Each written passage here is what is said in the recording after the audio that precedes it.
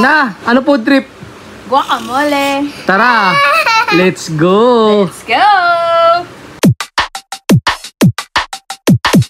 Nag-crave nga kami tol, guacamole. Spanish word pala tol, avocado is guacamole. Dito pala tol yung paghiwa ng avocado mga tol. Hiwa mo lang sa gitna tapos iti-twist mo lang tapos yan, 'di ba? Matatanggal na yung kabilang side. Tatanggalin ko lang pala yung buto diyan mga tol, 'di ba? Dito tol nung bata ako gumagawa ng gito si Ermats. Paborito niya kasi tong avocado mga tol. So ang ginagawa lang niya tol, nilalagyan lang niya ng gatas pati yelo. Lalo't na pag may itang panahon mga tol, 'di ba? Sarap kumain ng guacamole o avocado. Sarap din tol gawing shake tong avocado. Pwede mo rin siya ihahalo sa salad mga tol, 'di ba? O kaya gumawa ka ng sauce gamit ang avocado mga tol. Marami ka pala pwedeng gawin sa avocado mga tol, hindi lang pan dessert kasi nung bata ako tol, dessert lang naalala ko pag avocado, 'di ba? Pag tinatanggal pala tol yung laman ng avocado, huwag mo sasama yung balat kasi mapait yun mga tol. Sabi nga nila tol, ang avocado is mataas daw ang kolesterol. Pero good cholesterol naman yun mga tol. Kaya lang naman hina-high blood yung mga tao kasi hindi umiinom ng maraming tubig mga tol. Mabalik nga tayo dito sa ginagawa kong avocado mga tol. Tapos yung nga tol, dinudurog-durog ko lang yan para at least pwede natin siya makain ng bite size lang, 'di ba? So sobrang lambot niya tol, di na ako nag-effort pa na maghalo-halo diyan. Napakadali lang pati napakabilis lang ginawa ko mga tol. So gagawin natin ng mas masarap at mas creamy na avocado to mga tol. Gagamit lang pala natin evaporated milk mga tol, tapos condensed milk. Kayo na bahala kung anong brand na gusto nyo, 'di ba? Siyempre tol, gagamitin din natin yung luma nating abrelata para pangbukas tong ating lata, 'di ba? So ayan tol, dahan-dahan lang yan, baka matapon yung ating gatas. Tapos text natin condensed milk mga tol. Iba rin mag-crave yung misis ko, 'di ba?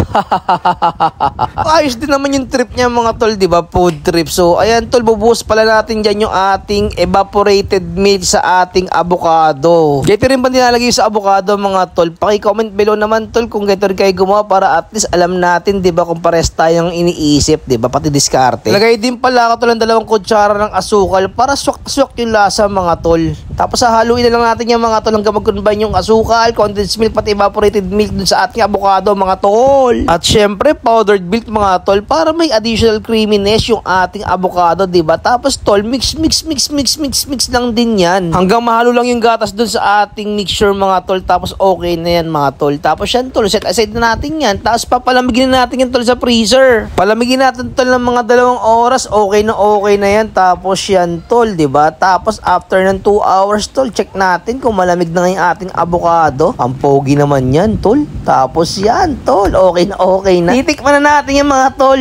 Siyempre gagamit tayo ng mug natin mga tol. Yung nga pala tol, pangalan ko no. Tapos yan tol, magsasali tayo sa ating nilagyanan, 'di ba? Pag umabot ka sa point ng video ng mga tol, siyempre paki-comment below naman kung taga saan kang parte ng mundo o parte ng Pilipinas para at least mabati kita sa mga next vlog ko, 'di ba?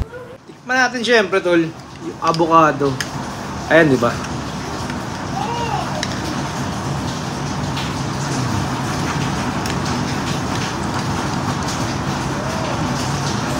Sarap tol.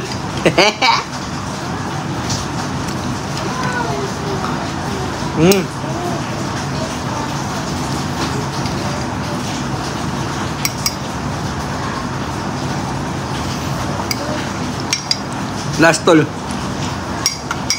Nyarap.